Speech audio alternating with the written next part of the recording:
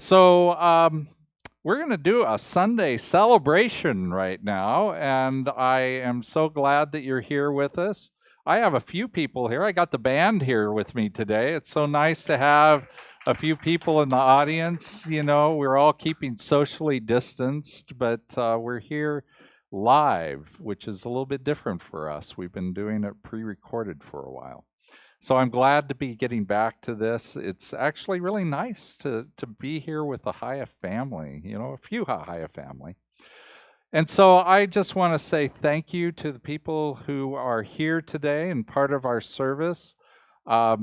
First up, we've got Gloria that's in our sound room, and I'd just like to say thank you, Gloria, for all the great work that you do. She's also our treasurer on the board, and it's really nice to have that. She does double duty for us. And then we have our music team here, and today our guest singer is Connie Rouse in the house, and she has brought along Stefana Dadas, and so we love having them here. She's here every second Sunday, and they join our regular Sunday morning band, which is led by Chris Glick, our music director. We've got Leon on the bass and Brian on the drums, and so you know, we all here are having a great time here this morning. And it's actually nice to have that energy in the house. So I also want to say thank you to Lake Payne. She's our practitioner of the morning. You'll hear her doing the invocation and the reading in just a few minutes. And we have some moderators on our social media. We've got Louise Mucha on Facebook. We have Mindy Morrison, who's also our board president. She's doing Zoom today. And then we have Peter Bedard, who's out on YouTube. So, you know, please just go ahead and chat, say hi in those. It's always great to build a little community. I know we don't get to see each other as much as we have in the past, so it's great to have you on the screen saying hello. So go ahead and do that for me. And so now what I'd like to do is I'd like to just have us take a deep breath in. Just breathe that breath in. And let it go. And hopefully that isn't the first deep breath you've had this week, but however that has shown up for you, let's just relax into the moment as we get ready for our meditation video, followed by our invocation and reading.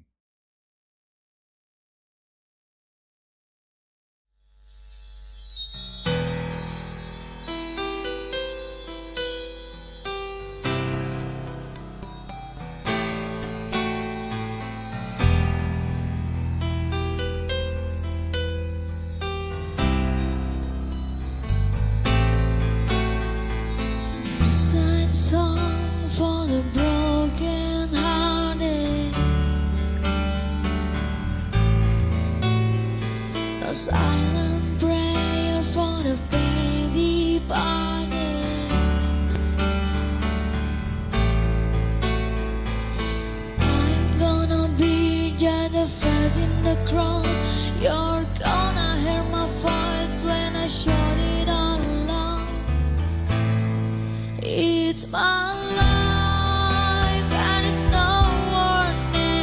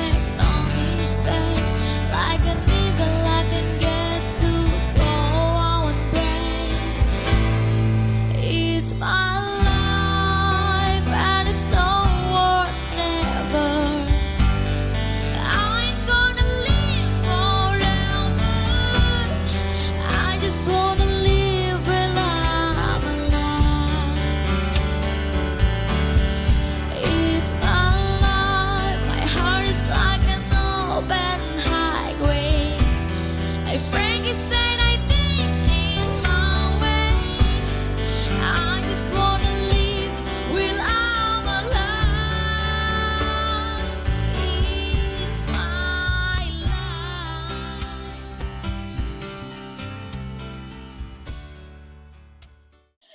Good morning, Ahiah community. My name is Lake Payne, and I'm one of the licensed practitioners here. And I'm going to start with the invocation. So if you feel so moved to do so, please close your eyes and go within. Take a deep breath in, breathing in the love of God, knowing that God is all there is.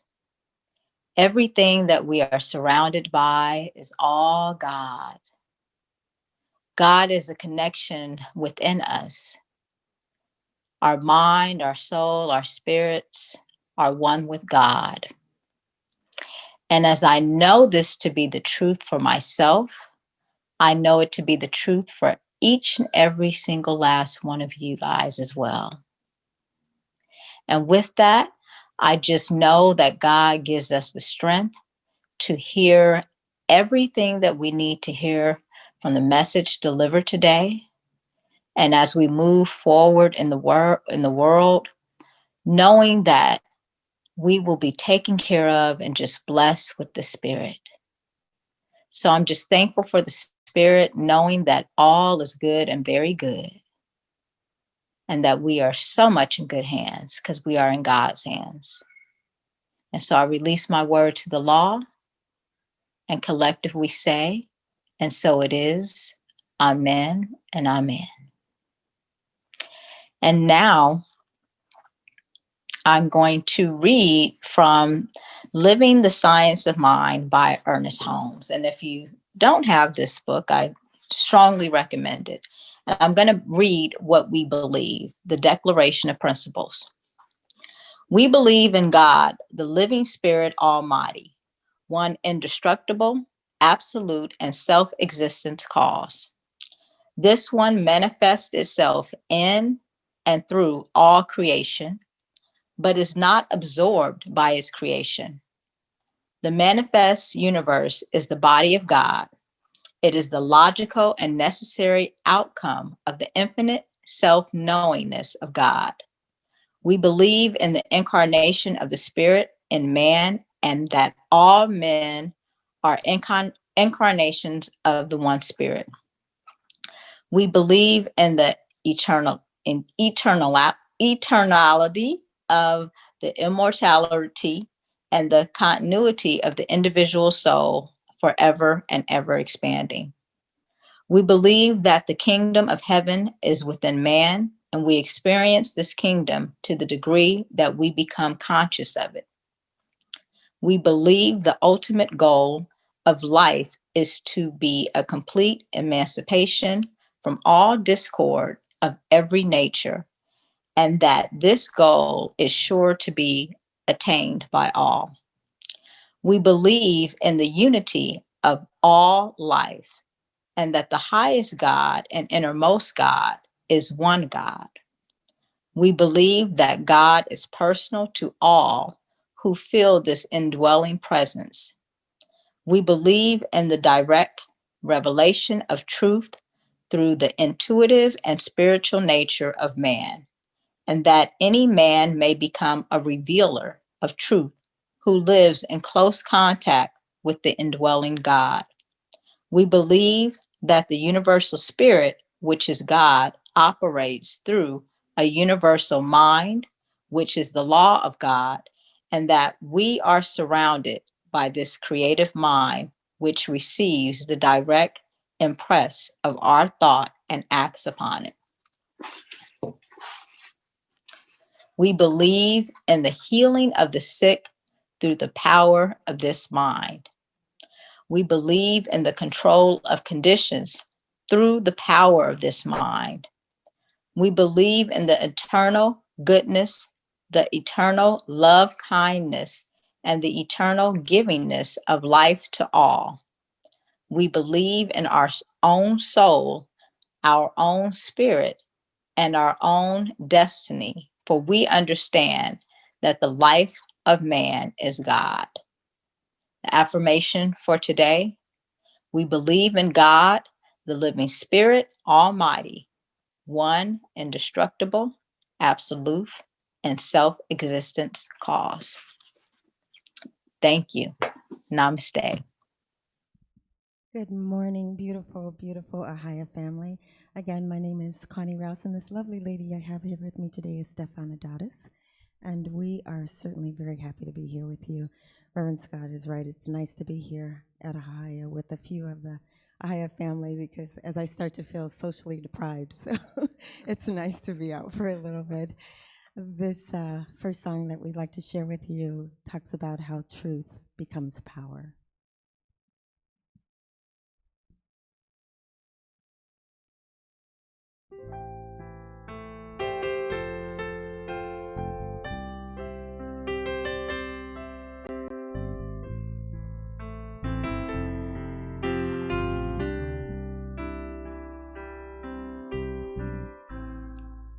I could tell you I was fragile.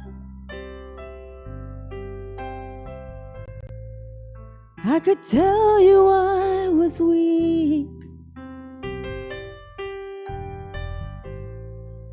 I could write you out a letter, tell you anything you need. I've seen minutes turn to hours, hours turn to years, and I've seen truth turn to power.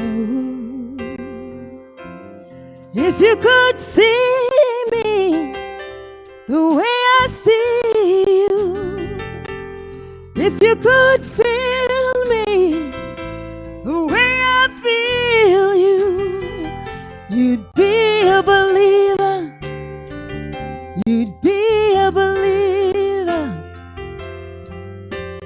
Minutes turn to hours, hours turn to years, and I've seen truth turn to power.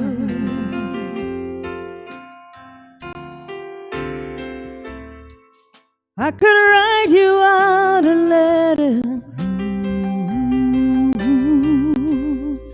but I know you'd see the light. I could tell you I'm immune to everything, but that's a lie.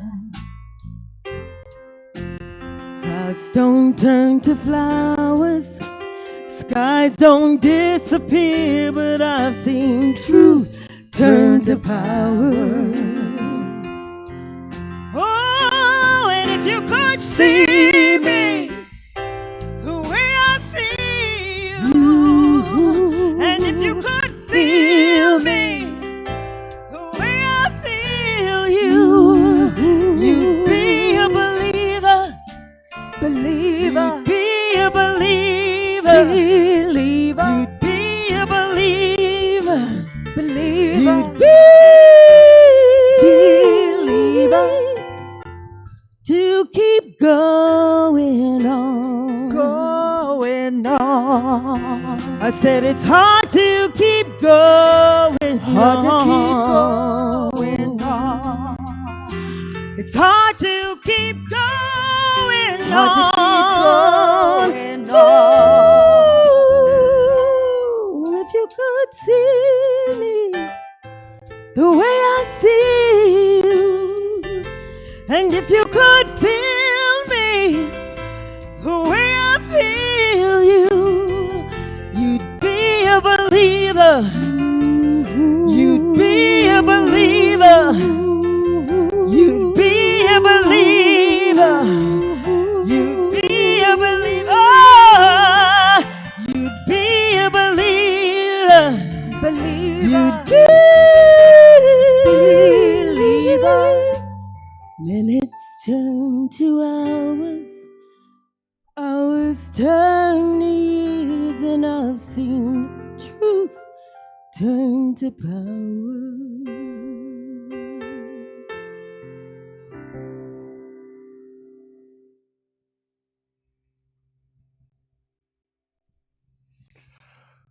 Oh, thank you, Connie. That was wonderful. I know I'll be singing that in my head all day long, and that's probably a good thing.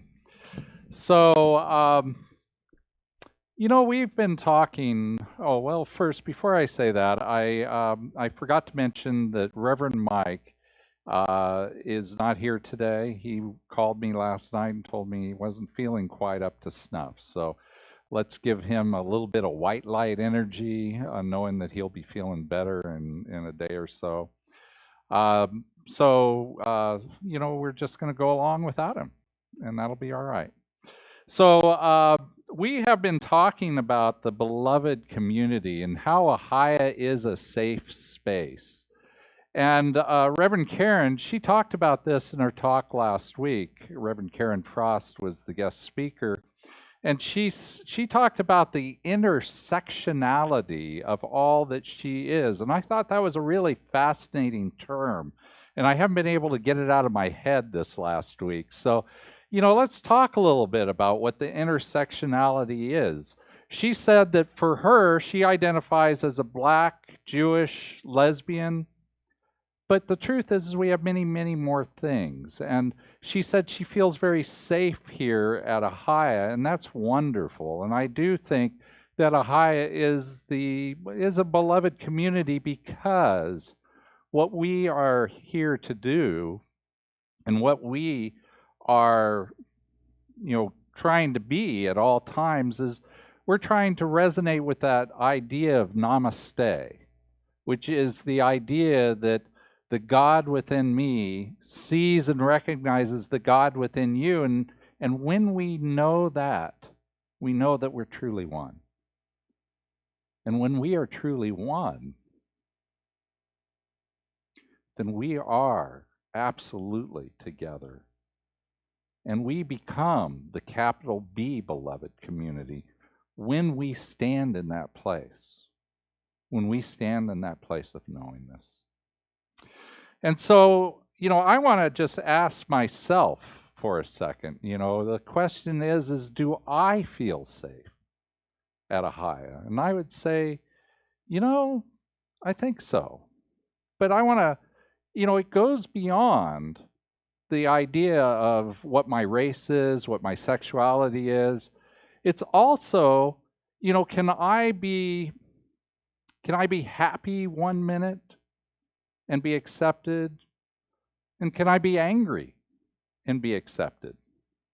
A funny thing happened this week. I was calling in to the 9 o'clock prayer and conversation, and I'm on the road, and I'm driving along, and the guy cuts me off, and the words pop out of my mouth before I even recognize that I'm talking. And Linda White says, I heard that.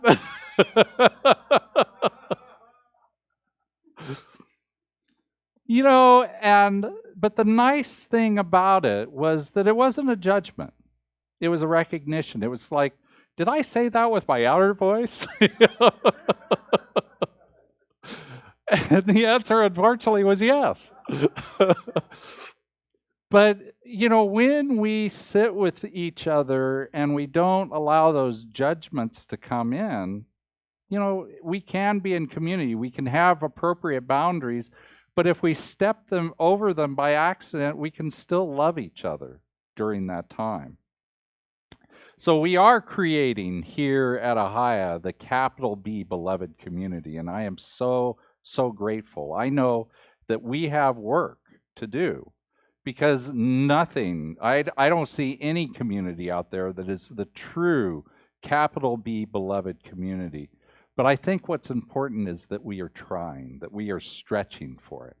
So the theme for this month of December is celebrating divine truth. And, this concept of namaste is one of those divine truths that we are celebrating this month. And we have a lot to celebrate in the month of December. Throughout different religions, there are many, many holidays that pop up in December. Just to name a few, we've got Christmas and Hanukkah and Kwanzaa and the winter solstice, and there's many more holidays in December. And I'll be talking about one more in just a few minutes. But those holidays, they express and they have spiritual truths that go in them. And our founding person, Ernest Holmes, who was the founder of our philosophy, he went out and studied all the world's religions and looked for that golden thread of truth in them. And one of the things that he says is on your screen right now, and it is, he says, "I am living in a perfect universe.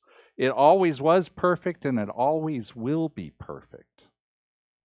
And that's one of these defining spiritual truths that or divine spiritual truths that we are living by, that we are recognizing. And, as we talk about the shadow, it's kind of hard to mix those two, right? You got the shadow.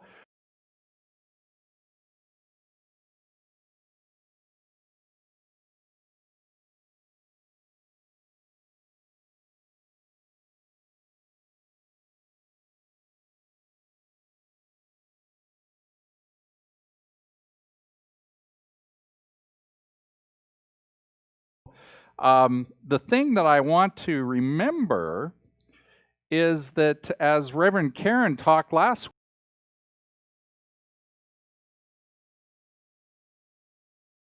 week, that we're living in, it's absolutely true. This country, while I love this country, I've traveled all over the world, and, I come back home. And I come back home with love in my heart for who this nation is. And yet, I know that this nation has a lot of work. And the way we step into that, the way we move through that, is to recognize the shadow as the truth.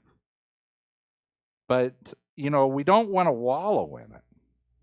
Robert Frost, he said something that I think is so important to remember. He says, the best way out is always through. And so the way out of all of this is to recognize the truth of it and then move along. So today, our talk title is Preparing the Way. And, the first step of preparing the way is welcoming the shadow. But if we don't want to live in the shadow, what do? We have to figure out how we're going to get through it. We have to figure out, what we're going to do, because the shadow, living in the shadow doesn't feel good. Living in the shadow, when the shadow is things like poverty, the shadow is things like crime, the shadow is things like racial injustice, the shadow is so many things. We have to welcome the shadow in that we have to know it and recognize it for the truth that it is, so that we can work through it, like Robert Frost is saying. So we want to, instead of wallowing in the shadow, we want to use that time in the shadow to prepare the way. And I'm going to give you a couple of examples of that. So the first example I want to give you is a story I heard on NPR this week. And we have an image of a picture of a couple of guys up on your screen right now. Their names are Patrick.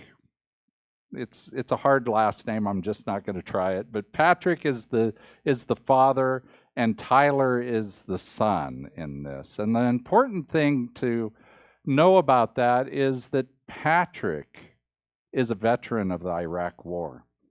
And he spent a year over in Fallujah, and I don't know about you, but when I heard that name, the first thing that came into my mind was IED, improvised explosive device.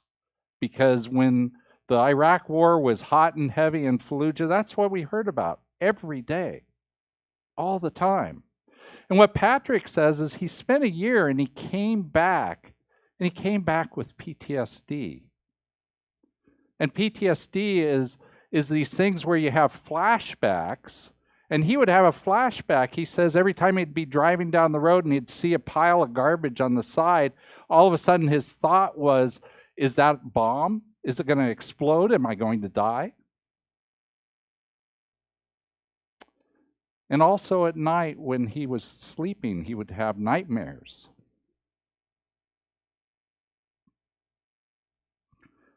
And those nightmares, didn't allow him to sleep.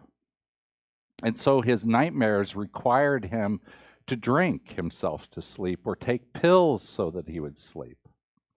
Now you can imagine if you're having flashbacks during the day and nightmares at night and you're drinking and taking pills, the effect of that is he lost his job, lost his house, lost his wife,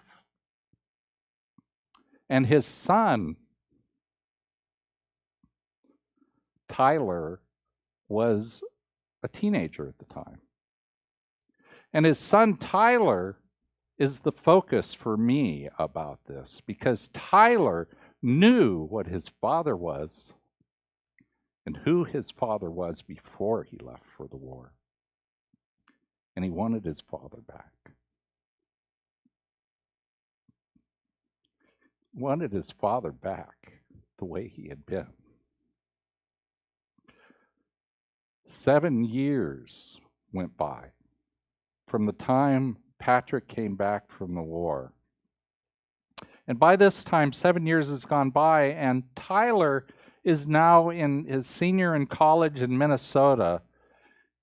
And he's doing some sort of technical degree. I'm not sure what exactly it was, but it prepared him so that when he heard about a computer hackathon, never heard that term before, but a computer hackathon where the topic was PTSD, and the idea was they were going to find a way of helping people with PTSD through technology. Now, he was a struggling college student. He took whatever money he could find out of the little bit that he made to put himself through college, and he took all of that, and it got him from Minnesota to Washington, D.C., where he went to that hackathon, and he got involved. And his idea was that, you take one of these smartwatches here. I call it my Dick Tracy watch. You take your Dick Tracy watch and it can do things like it senses your heart rate and things like that. And he was hoping he could program an app in it so that he could see he could sense what was going on in his father, so that he could buzz on the phone or on the watch when he was starting to have a flashback, when he was starting to have a nightmare. And Patrick, the father, he says that these were his little miracles, those little buzzes, that they were just enough to draw him out of the flashback, out of the nightmare. And today, where Patrick is today he has gone back to work, he's gotten remarried, and Tyler has his father back. And the thing is it was 7 years in the shadow. 7 years. I don't know about you, but when I pray, I'm sitting here in my prayers and I'm thinking, God, all I want to do is get from here to there. It's not hard for God. It's definitely possible for God, for Spirit. Spirit can do anything. Spirit can do it instantaneously. But doggone it, in my life, it never seems to happen exactly like that. It can happen. It's not God's problem. It's my problem. It's my issues.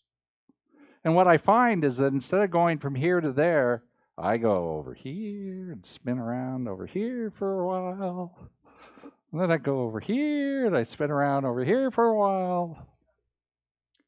And the thing is when I'm spinning around like that, it's exactly what I need. It's exactly what I need in order for me to actually arrive from this place I'm at to the place I want to go. And so for Tyler, some of the things to notice about him is he stayed focused on his desire. He stayed focused on wanting his father to be the man he used to be. He stayed focused on that. He didn't give up on his father. And when the time came, he was ready, and he acted. He acted on what he felt was the thing he needed to do. And that's what we need to do. That's the moral of this story, is we need to have faith, and we need to be able to act at the time and the moment that it's happening. And the wonderful thing about this story is that watch that he made for his father is now being picked up. It's been FDA approved. It's going to be released. And it's not just Tyler's father that is being helped in this. It's thousands of servicemen that potentially are going to be helped. And that, I think, is divine. Now, the second story I want to tell you is yesterday, on Saturday, it was Our Lady of Guadalupe Day in Mexico. And I've heard that term many, many times before, and I never knew what it was. And so I saw it on my calendar, and I thought, well, first of all, I went to my husband, Gabriel. He's from Mexico. I went, what is this, right? And then, of course, I went to Google and looked up some other stuff, and it's actually a little bit fascinating.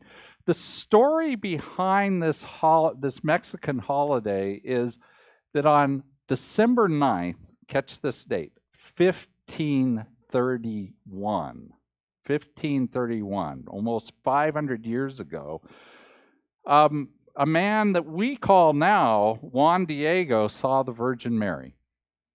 And not just once, he saw her several times, but there's a story in here on this. Now, the thing I want you to recognize is that, Christopher Columbus sailed the ocean blue in 1492, right? And then Cortez, he conquered the Aztec nation, part of our glorious history here in Americas. But he conquered the Aztec nation in 1519, 12 years before this. So this man that we call Juan Diego, I am sure his name was not Juan Diego on his birth certificate, right? It's been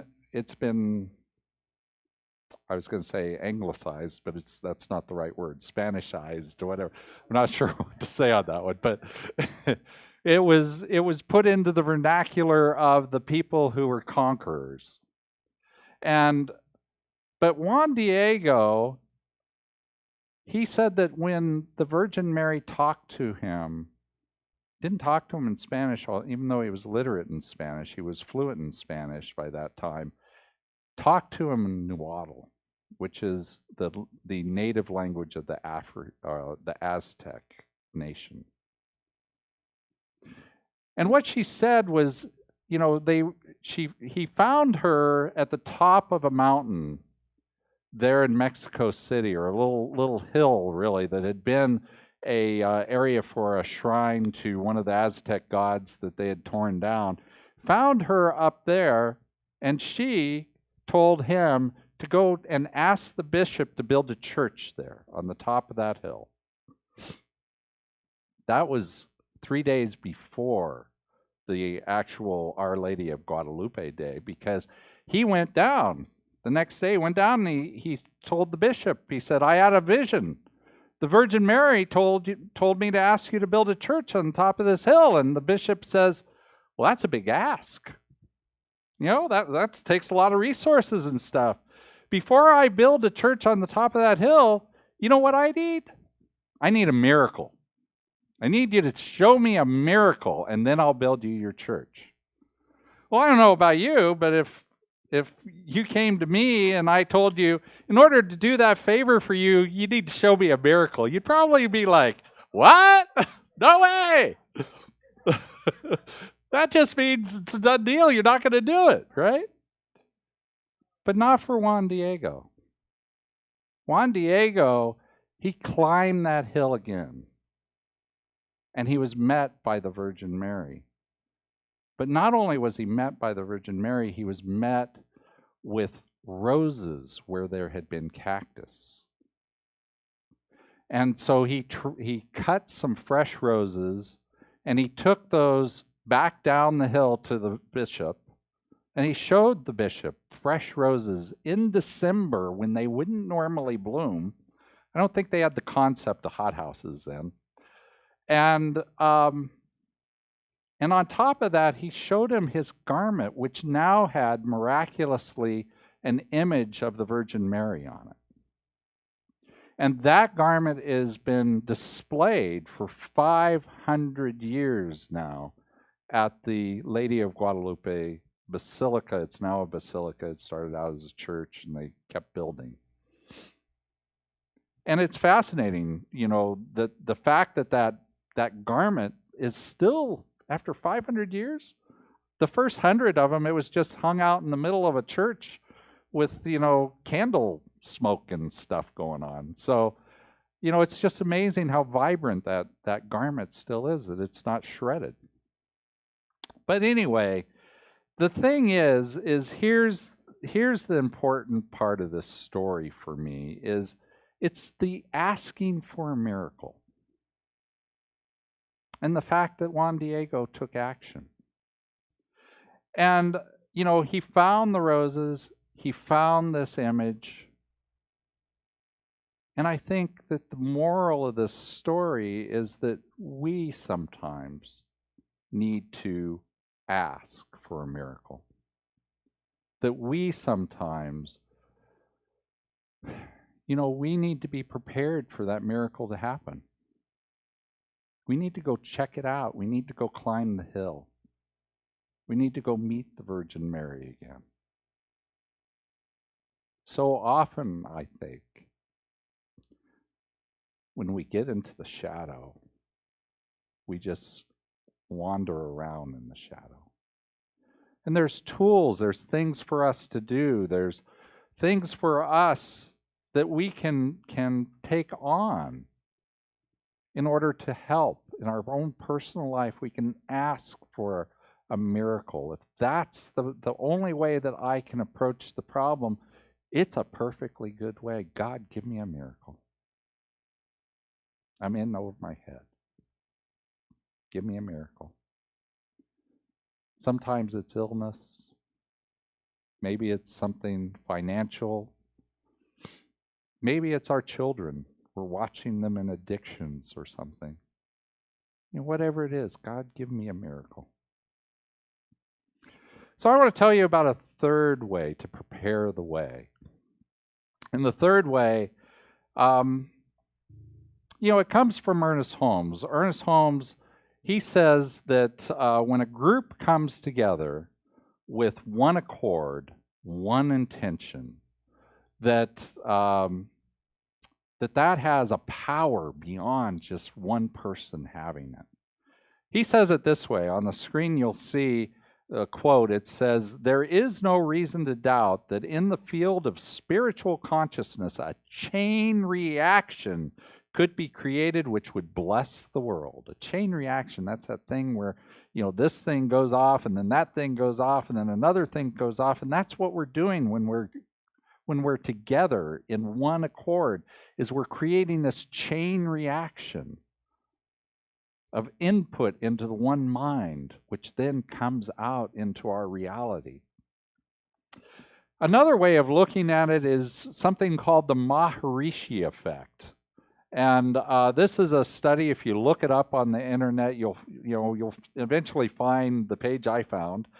And I want to read you a little bit about what it says on one of the internet pages. It says, "Scientific research found that in cities and towns all over the world, where as little as 1% of the population practices the transcendental meditation techniques, they found that the rising crime rate is reversed, indicating increasing order and harmony." So basically what they're saying is, if you do the transcendental meditation, you get 1% of your population to do it, what you find around you in people that don't even know you're doing it is you find more order. You find more harmony. Now, I don't think it has anything to do, let me rephrase that.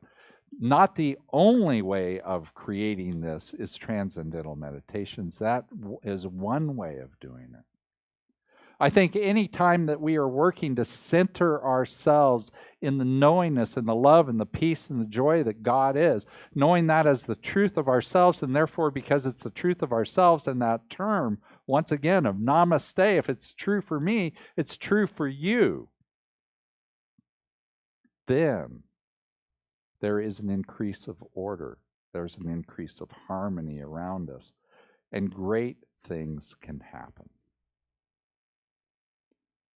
So I want to leave you with an affirmation for the day. If you will read along with me, it says, "Peace in my heart outpictures as peace in the world. My peace is a reflection of the Christ consciousness." That Christ consciousness, that is what we're shooting for when we're talking about meditation, when we're talking about, centering ourselves. Christ consciousness is that knowing the divine is the truth of me. And so as you go out into your week, I would like you to recognize that, the way out is the way through. That's the way you got to go, folks. So when you're in the shadow, recognize you might be there for just a little while. But it's okay, because what you're doing in that time of the shadow is you're being guided by Spirit. You're being guided by Spirit to go to the places, to loop around wherever you need to loop around, so that when you arrive at that new place that you're looking for, it's because you believe it. You know it to be true. You know it to be true for you. And then we prepare the way. We prepare the way by being willing to listen, being willing to act, and maybe even being willing to ask for a miracle. And then last of all, just recognize that as you are moving through your life, you are always just being guided by Spirit. Thank you, and namaste.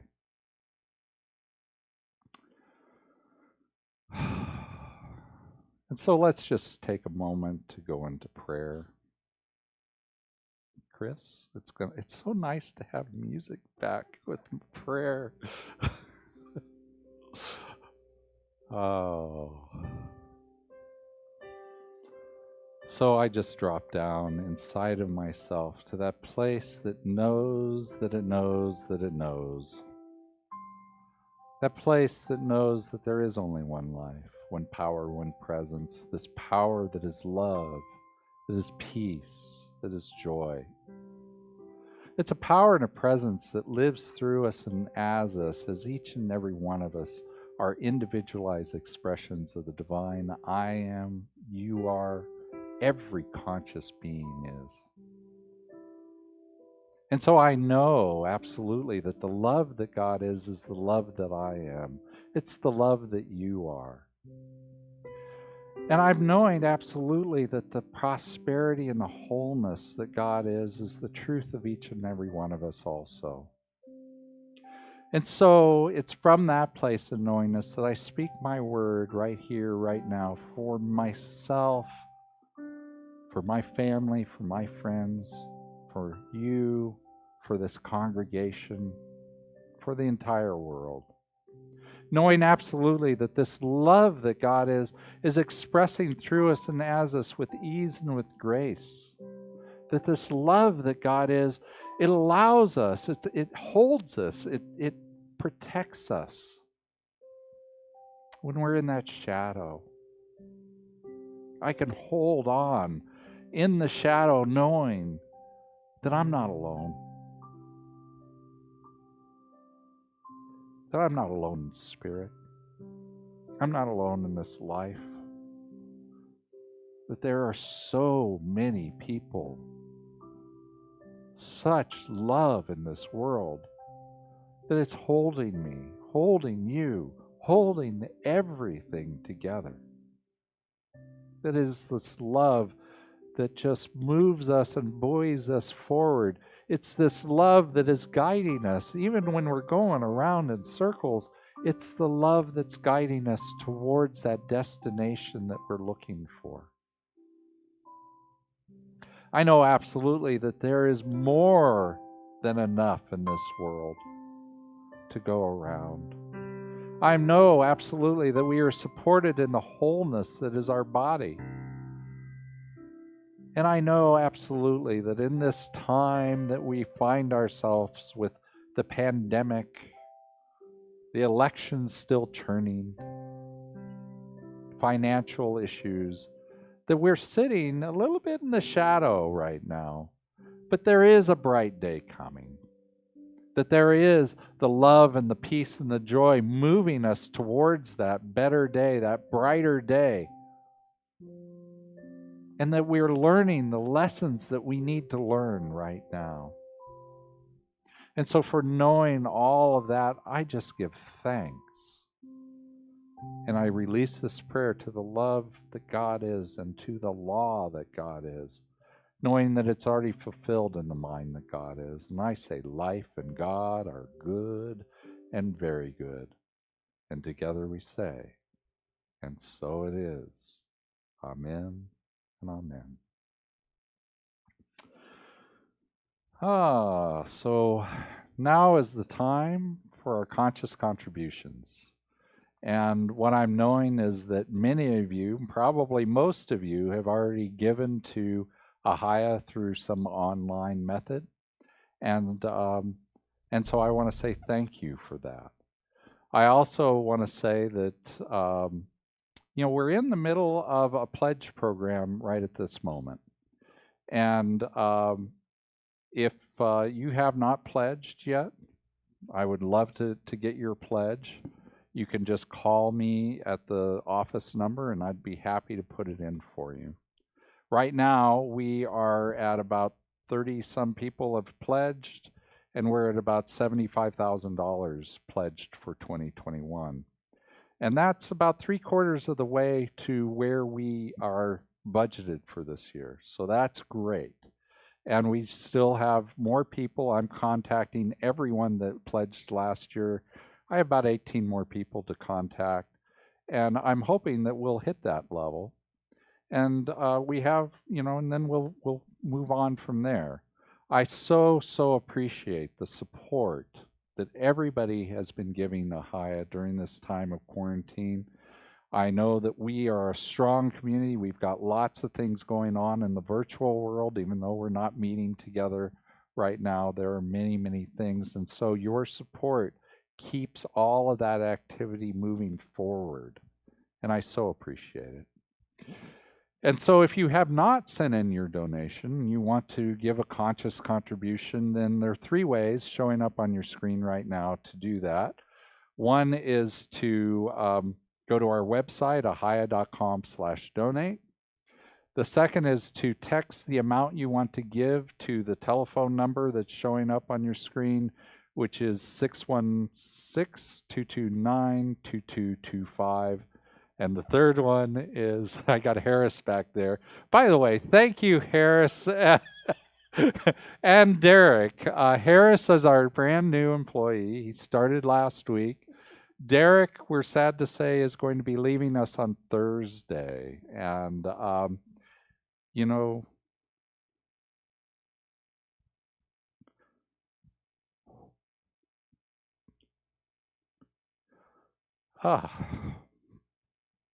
Derek, thank you so much.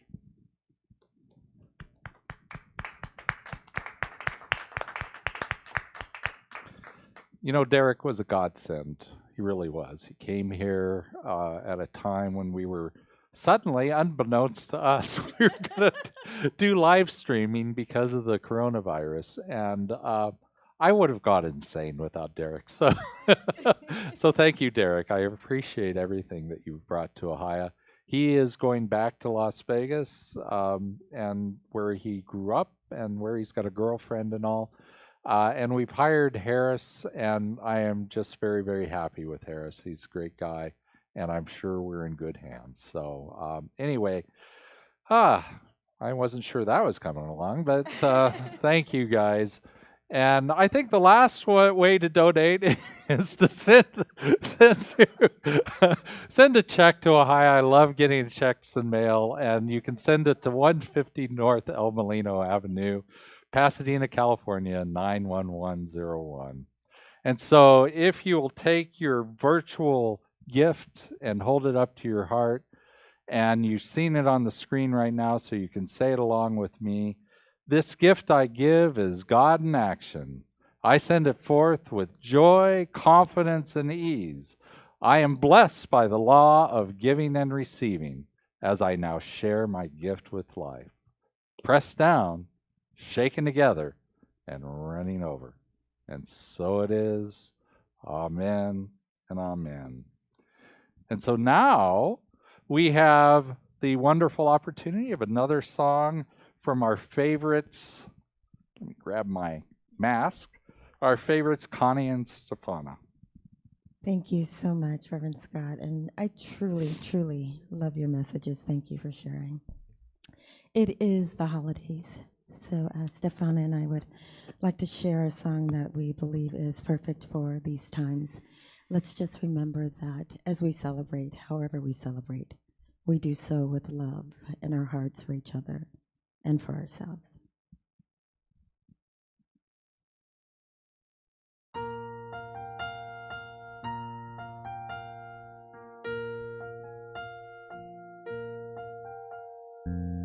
Someday at Christmas, men won't be boys, playing with bombs like kids play with toys. Some warm December, our hearts will see a world where all are free. Someday at Christmas, there'll be no wars when we've learned what Christmas is for. When we have found life's really worth, there'll be peace on earth. Someday all our dreams will come to be. Someday in a world where men are free. Maybe not in time for you and me, but someday at Christmas time. Someday at Christmas, we'll see a land with no hungry children, no empty hands. One happy morning, people share a world where people care.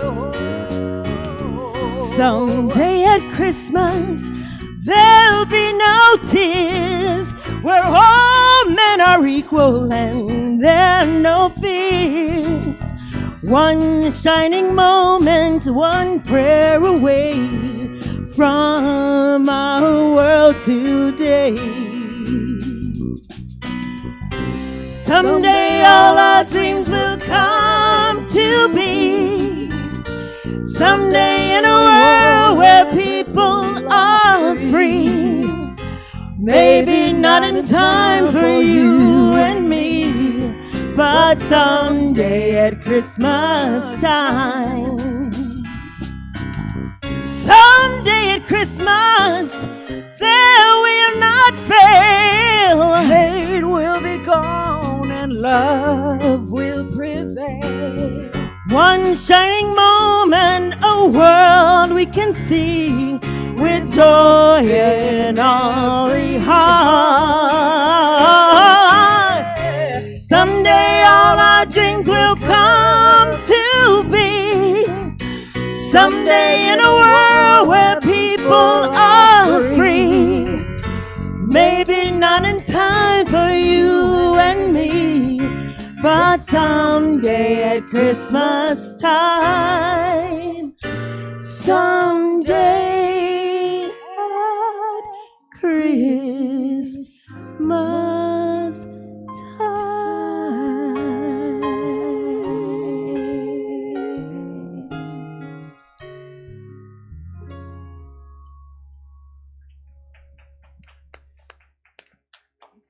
Yes, yes, yes.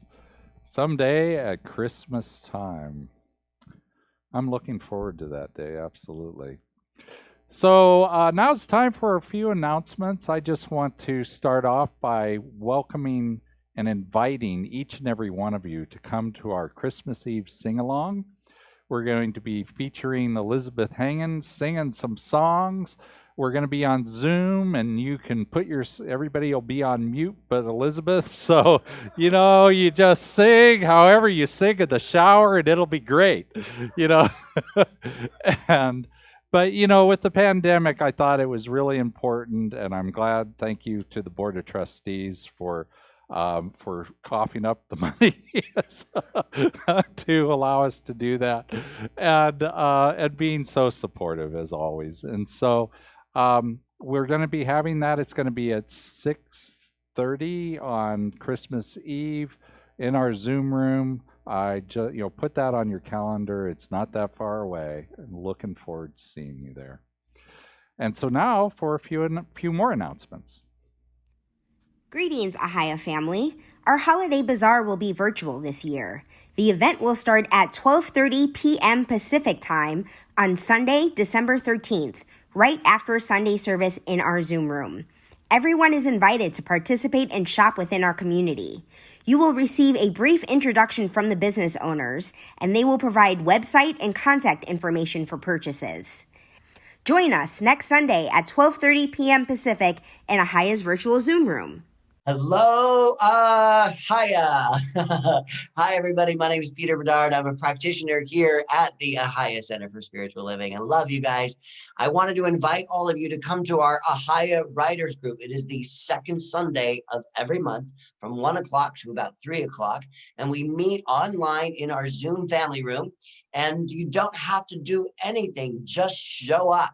If you're interested in writing anything from poetry to lyrics to fiction or nonfiction, whatever it is, this is your place to actually be inspired and come write with us. Think of it like taking a yoga class. You don't need to be prepared to take the yoga class. You just have to show up. So bring your creative mind, bring your ideas, and come and join us this Sunday from 1 to 3 after the service and after the fellowship. We love to see you. All right. Love you guys. Thanks so much. See you soon. Bye-bye. Good morning, Ahiah family. This is Reverend Karen Frost, and I would like to invite you all to join us for tonight's Spirit Uncensored Sunday Night Live event at 5 p.m. Pacific. Sunday Night Live is on the second Sunday of every month at 5 p.m., so it is December 13th, and our theme tonight is Festive AF, an interfaith holiday open mic. My co-host for the evening will be Ahiah's very own and brand new administrator, Harris Silcott. Join us to get to know Harris, enjoy the holiday theme artistic performances, or share your own artistic work and vision. All performers and participants are welcome. I hope to see you there tonight on Zoom at 5 p.m. Pacific. All information is on the Spirit Uncensored website at spirituncensored.org. Happy holidays to all women in our Ahiah family. You're cordially all invited to join us Friday, December 18th from 6:30 p.m. to 8:30 p.m. for the final Women's Circle of 2020. Our theme this month is Using Our Voices in Joy. This is a third segment of a 3-part series. All you do to join us is go to the Zoom room. The program will be the first hour approximately, followed by social hour, a little mini holiday Zoom party, so to speak. We can't wait to see all of you. We certainly have a lot going on at Ahiah, and we have a lot going on right today, too. So I want to remind folks that we have, during our fellowship time right after this service, we're going to have our virtual holiday bazaar in our Zoom room. So just like you would meet me for the fellowship after service, come on into our Zoom room. We're going to have some folks that are, showing you some of their wares and some of the things. You can get some ideas for gifts for Christmas. It'll be a great time. And so that's right after service, about 12:10 or so, we'll get started with that. And you can go to ahiah.com/virtual in order to get there. We also have our Ahiah Writers Group that's coming on at 1 o'clock. And today we have Reverend Karen Frost. We had an announcement for that, right? Yeah, so you've already heard about that. Show up at 5 o'clock. It'll be wonderful. So let's go ahead and do our benediction. And it's showing up on your screen. So if you'll read along with me. Something wonderful is happening through me right now. It is this thing called life. Life is in my mind. Life is in my body. Life is in all of my affairs. I accept it. I am it. And I share it. Just the way it appears and just the way it appears not. Thank you, life. Amen and amen. And I will see you in the Zoom room in just about 5 minutes. See you then, guys, and God bless. We'll see you next Sunday if you're not able to join us there. Thank you, everyone.